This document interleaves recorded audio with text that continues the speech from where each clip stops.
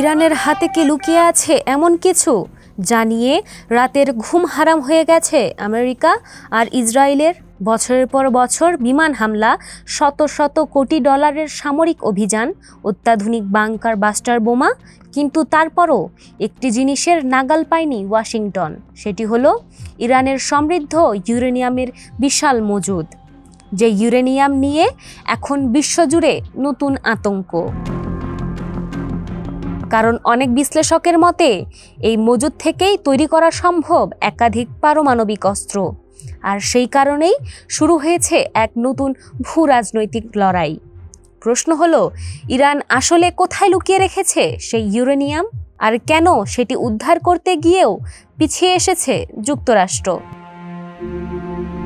বিষয়টি শুরু হয় একাধিক সামরিক অভিযানের পর। বছরের পর বছর ধরে ইরানের পারমাণবিক স্থাপনাগুলোকে লক্ষ্য করে হামলা চালানো হয়েছে। ইসরায়েল এবং যুক্তরাষ্ট্র বারবার দাবি করেছে তারা ইরানের পারমাণবিক সক্ষমতা ধ্বংস করতে চায়, কিন্তু বাস্তবতা ভিন্ন। হামলার পরও ইউরেনিয়ামের বড় অংশ অক্ষত রয়েছে বলে ধারণা করা হচ্ছে। কিছু সূত্র বলছে ওই ইউরেনিয়ামের একটি অংশ এমন গভীরে লুকিয়ে রাখা হয়েছে যেখানে বিশ্বের সবচেয়ে শক্তিশালী বোমাও পৌঁছাতে পারবে না। আর এখানেই শুরু হয়েছে আমেরিকার বড় দুশ্চিন্তা। কারণ সামরিক হামলায় ব্যর্থ হওয়ার পর এক পর্যায়ে স্থলবাহিনী পাঠানোর পরিকল্পনাও করা হয়েছিল। উদ্দেশ্য ছিল সরাসরি অভিযান চালিয়ে ইউরেনিয়াম উদ্ধার করা, কিন্তু সেই পরিকল্পনা বাস্তবায়ন করা হয়নি, কারণ ঝুঁকি ছিল অত্যন্ত ভয়াবহ। বিশেষজ্ঞরা সতর্ক করেছেন, যদি কোনোভাবে এই তেজস্ক্রিয় পদার্থ ক্ষতিগ্রস্ত হয় অথবা বাতাসের সংস্পর্শে ছড়িয়ে পড়ে, তাহলে পুরো এলাকায় মারাত্মক বিপর্যয় তৈরি হতে পারে। ফলে সামরিক বিকল্প থেকে ধীরে ধীরে সরে আসতে শুরু করে ওয়াশিংটন। এখন তাদের প্রধান ভরসা কূটনীতি। বিভিন্ন প্রস্তাব এবং চাপের মাধ্যমে ইরানকে রাজি করানোর চেষ্টা চলছে, কিন্তু তেহরান এখনও অনড়। আর সেই কারণেই রহস্য আরও গভীর হচ্ছে। ধারণা করা হচ্ছে ইস্পাহানের কাছে অবস্থিত একটি বিশাল ভূগর্ভস্থ কমপ্লেক্সে মজুদ রয়েছে ইউরেনিয়ামের বড় অংশ, যে স্থাপনাটি একটি পাহাড়ের নিচে নির্মিত, এতটাই গভীরে যে বাংকার বাস্টার বোমাও সেখানে পুরোপুরি কার্যকর নাও হতে পারে। গত কয়েক বছরে এই এলাকায় একাধিক হামলা হয়েছে। সুড়ঙ্গের প্রবেশপথ ধ্বংস করা হয়েছে, কিছু জায়গা মাটি চাপা দেওয়া হয়েছে, তবুও রহস্যের সমাধান হয়নি। আরেকটি গুরুত্বপূর্ণ স্থান হলো নাতাঞ্জ, ইরানের অন্যতম বড় সমৃদ্ধ কেন্দ্র। সেখানেও হয়েছে ব্যাপক হামলা, কিন্তু হামলার পর ইউরেনিয়ামের কি হয়েছে সেই প্রশ্নের উত্তর আজও অজানা। তারপর আসে ফোর্দো, যেটিকে বিশ্বের সবচেয়ে সুরক্ষিত পারমাণবিক স্থাপনাগুলোর একটি মনে করা হয়। সেখানে হামলার পরও ইরান নতুন প্রতিরক্ষামূলক ব্যবস্থা নিতে শুরু করেছে বলে দাবি করা হচ্ছে। স্যাটেলাইট ছবিতে দেখা গেছে কিছু এলাকায় নতুন প্রতিবন্ধকতা তৈরি করা হয়েছে, যাতে ভবিষ্যৎ হামলা আরও কঠিন হয়ে পড়ে। কিন্তু সবচেয়ে ভয়ঙ্কর আশঙ্কা অন্য জায়গায়। অনেক বিশেষজ্ঞ মনে করেন ইরান হয়তো পরিচিত স্থাপনাগুলোর বাইরেও গোপন স্থানে ইউরেনিয়াম সরিয়ে রেখেছে, যে স্থানগুলোর অস্তিত্বই হয়তো বাইরের বিশ্বের জানা নেই। আর যদি সেটাই সত্যি হয়, তাহলে পরিস্থিতি আমূল বদলে যেতে পারে। কারণ তখন শুধু বোমা বা সামরিক শক্তি দিয়ে এই সংকটের সমাধান সম্ভব হবে না। তেহরানের সহযোগিতা ছাড়া কিছুই করা যাবে না। এখন প্রশ্ন একটাই, ইরানের ইউরেনিয়াম কি সত্যি আমেরিকার নাগালের বাইরে, নাকি চলছে এমন কোনো গোপন খেলা যার পুরো চিত্র এখনও বিশ্ব দেখতে পায়নি? কারণ যতদিন এই রহস্যের সমাধান না হচ্ছে, ততদিন মধ্যপ্রাচ্যের আকাশে ঝুলে থাকবে নতুন এক পারমাণবিক সংকটের ছায়া।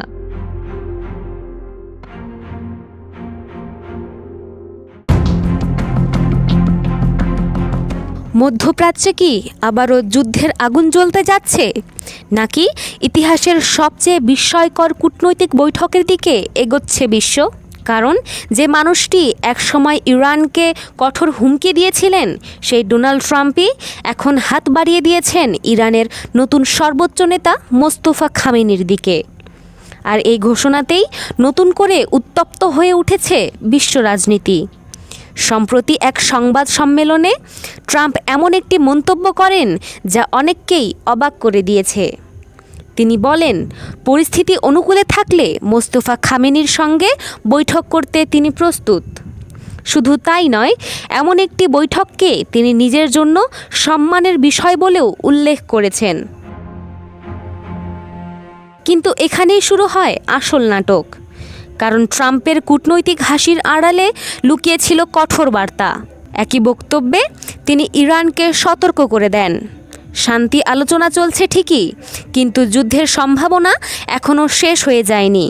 ট্রাম্প স্পষ্ট ভাষায় জানিয়ে দেন, যদি কোনো ইরানি হামলায় একজন আমেরিকান সেনাও নিহত হয়, তাহলে মুহূর্তেই শেষ হয়ে যাবে সব আলোচনা, ভেঙে পড়বে যুদ্ধবিরতির আশা, আর মধ্যপ্রাচ্য আবার ডুবে যাবে সংঘাতের আগুনে। এই হুমকির পেছনেও রয়েছে এক রক্তাক্ত ইতিহাস, যে ইতিহাস এখনও ভুলতে পারেনি তেহরান। ট্রাম্প নিজেই সেই প্রসঙ্গ সামনে আনেন। তিনি স্বীকার করেন, অতীতের মার্কিন সামরিক অভিযানে মোস্তফা খামেনির পরিবারের সদস্যরা প্রাণ হারিয়েছিলেন, ফলে আমেরিকার প্রতি তার ক্ষোভ থাকাটা স্বাভাবিক।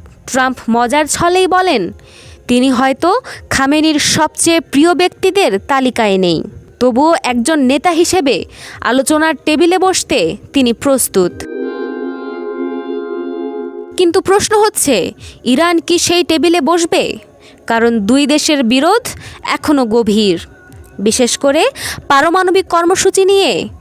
ওয়াশিংটন চাইছে ইরান তাদের সমৃদ্ধ ইউরেনিয়াম দেশের বাইরে সরিয়ে নিক, কিন্তু তেহরান এই দাবি সরাসরি প্রত্যাখ্যান করেছে। ইরানের যুক্তি, এটি করলে দেশ নিরাপত্তাহীন হয়ে পড়বে, তাই কোনো অবস্থাতেই ইউরেনিয়াম বাইরে পাঠানো হবে না। অন্যদিকে ট্রাম্পের দাবি, ইরানের গুরুত্বপূর্ণ স্থাপনাগুলো এখন আমেরিকার কড়া নজরদারিতে রয়েছে। স্যাটেলাইট থেকে প্রতিটি নড়াচড়া পর্যবেক্ষণ করা হচ্ছে।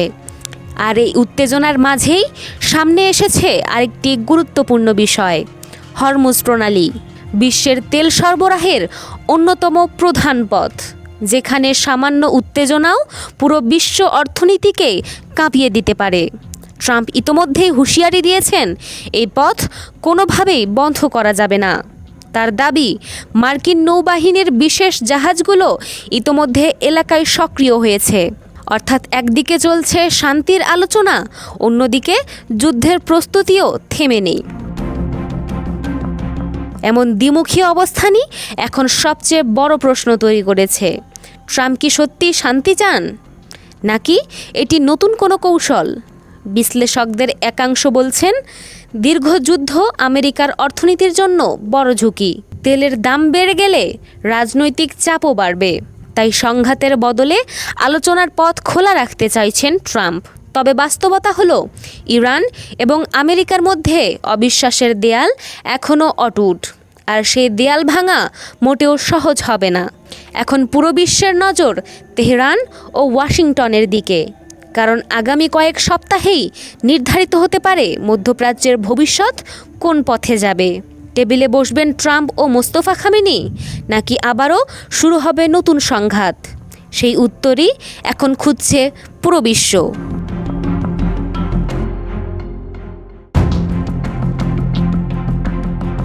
বিশ্ব রাজনীতির পর্দার আড়ালে কি নতুন কোনো জোট গড়ে উঠছে, নাকি শুরু হতে যাচ্ছে ক্ষমতার নতুন খেলা? দীর্ঘ 7 বছর পর একটি সফর ঘিরে এখন উত্তেজনায় টগবগ করছে পুরো বিশ্ব। কারণ উত্তর কোরিয়ায় যাচ্ছেন চীনের প্রেসিডেন্ট শি জিনপিং, আর সময়টা মোটেও সাধারণ নয়। মাত্র কয়েক সপ্তাহ আগেই বেইজিংয়ের একই টেবিলে বসেছিলেন ডোনাল্ড ট্রাম্প এবং ভ্লাদিমির পুতিন। এরপরই হঠাৎ পিয়ংইয়ং সফরের সিদ্ধান্ত। কিন্তু কেন? কিম জং উনের সঙ্গে শি জিনপিংয়ের এই বৈঠকের পিছনে আসলে কি রয়েছে? বাহ্যিকভাবে দেখলে মনে হয় চীন, রাশিয়া ও উত্তর কোরিয়া একই শিবিরের অংশ, কিন্তু বাস্তবতা অনেক বেশি জটিল। বিশেষ করে ইউক্রেন যুদ্ধ সেই সমীকরণকে বদলে দিয়েছে। রাশিয়ার পাশে দাঁড়িয়ে উত্তর কোরিয়া সেনা সহায়তা দিয়েছে বলে পশ্চিমা বিশ্লেষকদের দাবি। শুধু তাই নয়, গত বছর পুতিনের সফরে দুই দেশের মধ্যে ঐতিহাসিক প্রতিরক্ষা চুক্তি। এরপর থেকেই মস্কো আর পিয়ংইয়ংয়ের সম্পর্ক নতুন উচ্চতায় পৌঁছায়। আর ঠিক সেখানেই শুরু হয় বেইজিংয়ের অস্বস্তি। কারণ উত্তর কোরিয়ার ওপর রাশিয়ার প্রভাব যত বাড়ছে, চীনের প্রভাব ততটাই চ্যালেঞ্জের মুখে পড়ছে। অনেক বিশ্লেষকের মতে শি জিনপিং এবার কিমকে মনে করিয়ে দিতে চাইবেন একটি বিষয়: উত্তর কোরিয়ার প্রকৃত অর্থনৈতিক লাইফলাইন এখনো চীন, মস্কো নয়। তবে এখানেই শেষ নয়, আরও একটি বড় কারণ রয়েছে। সেটি হলো ডোনাল্ড ট্রাম্পের নতুন কূটনৈতিক পরিকল্পনা। প্রথম মেয়াদে ট্রাম্প 3 বার কিম জং উনের সঙ্গে বৈঠক করেছিলেন, কিন্তু পারমাণবিক আলোচনার কোনো সমাধান হয়নি। এখন আবার সেই আলোচনা শুরু করার আগ্রহ দেখাচ্ছে হোয়াইট হাউস। কিন্তু কিম জং উনও নিজের অবস্থানে অনড়। তিনি স্পষ্ট জানিয়েছেন, পারমাণবিক নিরস্ত্রীকরণের চাপ অব্যাহত থাকলে কোনো আলোচনায় বসবেন না। বরং সাম্প্রতিক সময়ে তিনি পারমাণবিক অস্ত্র কর্মসূচি আরও শক্তিশালী করার ঘোষণা দিয়েছেন। ফলে পরিস্থিতি আরও জটিল হয়ে উঠেছে। একদিকে ট্রাম্প, অন্যদিকে পুতিন, আর মাঝখানে দাঁড়িয়ে শি জিনপিং। এখানেই শুরু হচ্ছে নতুন ভূ রাজনৈতিক খেলা। কারণ উত্তর কোরিয়ার বৈদেশিক বাণিজ্যের সবচেয়ে বড় অংশীদার এখনো চীন। কিন্তু কিমের পারমাণবিক কর্মসূচি যত বাড়ছে, ততই অঞ্চলে বাড়ছে মার্কিন সামরিক উপস্থিতি, যা চীনের নিরাপত্তা হিসেবেও উদ্বেগের বিষয়। আরও একটি বিষয় বিশেষভাবে গুরুত্বপূর্ণ। এই সফরটি হচ্ছে চীন ও উত্তর কোরিয়ার ঐতিহাসিক বন্ধুত্ব চুক্তির 65 বছর পূর্তির সময়, যে চুক্তিতে স্পষ্ট বলা আছে এক দেশ আক্রান্ত হলে অন্য দেশ সামরিক সহায়তা দেবে। অর্থাৎ এটি শুধু সৌজন্য সফর নয়, এর পেছনে রয়েছে কৌশলগত বার্তাও। অনেকে মনে করছেন শি জিনপিং নিজেকে আবারও বিশ্ব রাজনীতির প্রধান মধ্যস্থতাকারী হিসেবে প্রতিষ্ঠা করতে চাইছেন, যিনি একদিকে কিমের সঙ্গে কথা বলতে পারেন, অন্যদিকে ট্রাম্পের সঙ্গেও যোগাযোগ রাখতে পারেন। কিন্তু বড় প্রশ্ন হলো, কিম জং উন কি আবার বেইজিংয়ের দিকে ঝুঁকবেন, নাকি পুতিনের সঙ্গে আরও গভীর জোট গড়বেন? আর যদি ট্রাম্প সত্যি নতুন আলোচনা শুরু করে, তাহলে সেই আলোচনার কেন্দ্রে কি থাকবেন শি জিনপিং, নাকি উত্তর কোরিয়া পুরো খেলাটাই বদলে দেবে? এখন বিশ্বের নজর এক জায়গায়, পিয়ংইয়ং। কারণ সেখানেই হয়তো নির্ধারিত হবে এশিয়ার আগামী ভূ রাজনৈতিক সমীকরণ।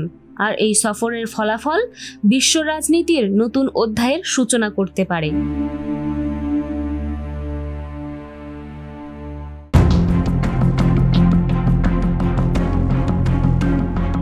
দক্ষিণ চীন সাগরের গভীরে নীরবে কি শুরু হয়ে গেছে নতুন এক যুদ্ধ? এমন এক যুদ্ধ যার শব্দ শোনা যাবে না, দেখাও যাবে না, কিন্তু যার প্রভাব কাঁপিয়ে দিতে পারে পুরো পৃথিবীকে। কারণ চীন এবার পানিতে নামিয়েছে এমন একটি অস্ত্র যা দেখে উদ্বিগ্ন হয়ে উঠেছে যুক্তরাষ্ট্র। স্যাটেলাইট ছবিতে ধরা পড়েছে চীনের নতুন প্রজন্মের এক রহস্যময় সাবমেরিন। আর এই সাবমেরিনকে ঘিরেই শুরু হয়েছে তুমুল আলোচনা। কেননা এটি কোনো সাধারণ সাবমেরিন নয়। এর সবচেয়ে বড় বৈশিষ্ট্য, এতে নেই প্রচলিত সাবমেরিনের বিশাল টাওয়ার বা মাস্তুল। ফলে দূর থেকে এটি শনাক্ত করা আরও কঠিন। এ কারণেই সামরিক বিশ্লেষকদের মধ্যে বাড়ছে উদ্বেগ। দীর্ঘদিন ধরে তাইওয়ানকে কেন্দ্র করে উত্তপ্ত চীন ও যুক্তরাষ্ট্রের সম্পর্ক। দক্ষিণ চীন সাগরে আধিপত্য নিয়ে দুই পরাশক্তির সংঘাতই নতুন নয়, কিন্তু এবার সেই প্রতিযোগিতা নতুন মোড় নিয়েছে। কারণ বেইজিং বুঝতে পেরেছে সরাসরি যুদ্ধের আগে তথ্য আর যোগাযোগ নিয়ন্ত্রণই হতে পারে সবচেয়ে বড় অস্ত্র। আর সেই লক্ষ্যেই কি তৈরি হয়েছে এই নতুন সাবমেরিন? বিশেষজ্ঞদের মতে প্রায় 120 মিটার দীর্ঘ এই সাবমেরিনের নকশা সম্পূর্ণ ভিন্ন। এটি পানির নিচে আরও দ্রুত চলতে পারবে, কম শব্দ করবে, আর শত্রুর সোনার ব্যবস্থাকে ফাঁকি দেওয়ার সম্ভাবনাও বেশি। শুধু তাই নয়, ধারণা করা হচ্ছে এটি পারমাণবিক শক্তি চালিত, অর্থাৎ দীর্ঘ সময় সমুদ্রের নিচ থেকে অভিযান চালাতে সক্ষম, যা এটিকে আরও ভয়ঙ্কর করে তুলেছে। কিন্তু আসল উদ্বেগ অন্য জায়গায়। বিশ্বের প্রায় 99% আন্তর্জাতিক ইন্টারনেট যোগাযোগ চলে সমুদ্রতলের ফাইবার অপটিক কেবলের মাধ্যমে। ব্যাংকিং, শেয়ার বাজার, সামরিক যোগাযোগ, এমনকি আন্তর্জাতিক ব্যবসাও সম্পূর্ণ নির্ভর করে এই কেবলগুলোর উপর। আর বিশ্লেষকদের আশঙ্কা, চীনের এই নতুন সাবমেরিন সেই অবকাঠামোকেই লক্ষ্যবস্তু করতে পারে। ভাবুন একবার, কোনো দেশ যদি গোপনে গুরুত্বপূর্ণ সমুদ্রতল কেবল বিচ্ছিন্ন করে দেয়, তাহলে কয়েক মিনিটের মধ্যেই অচল হয়ে যেতে পারে যোগাযোগ ব্যবস্থা, ব্যাহত হতে পারে আর্থিক লেনদেন, থেমে যেতে পারে সামরিক সমন্বয়। আর সবচেয়ে বড় ঝুঁকিতে রয়েছে তাইওয়ান, কারণ দেশটি মাত্র কয়েক ডজন সমুদ্রতল কেবলের উপর নির্ভরশীল। বিশেষজ্ঞরা বলছেন, গুরুত্বপূর্ণ কিছু কেবল ক্ষতিগ্রস্ত হলেই তাইওয়ানের ডিজিটাল অবকাঠামো মারাত্মকভাবে ক্ষতিগ্রস্ত হতে পারে। আর ঠিক এখানেই তৈরি হচ্ছে নতুন এক কৌশলগত সমীকরণ, কারণ যুক্তরাষ্ট্র বহু বছর ধরে জাপান, তাইওয়ান, ফিলিপাইন এবং ইন্দোনেশিয়া পর্যন্ত বিস্তৃত একটি নজরদারি নেটওয়ার্ক তৈরি করেছে, যার মাধ্যমে চীনা সাবমেরিনের গতিবিধি পর্যবেক্ষণ করা হয়।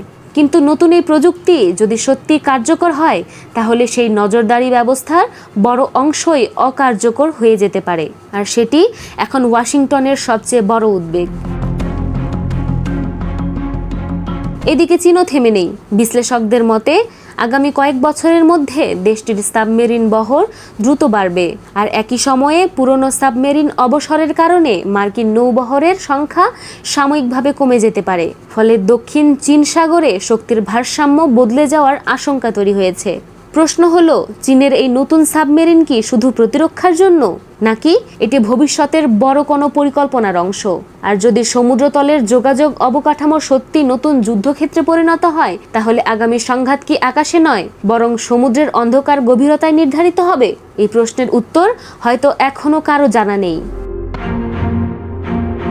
কিন্তু একটি বিষয় স্পষ্ট, দক্ষিণ চীন সাগরের নিচে নীরবে শুরু হয়ে গেছে নতুন এক ক্ষমতার খেলা।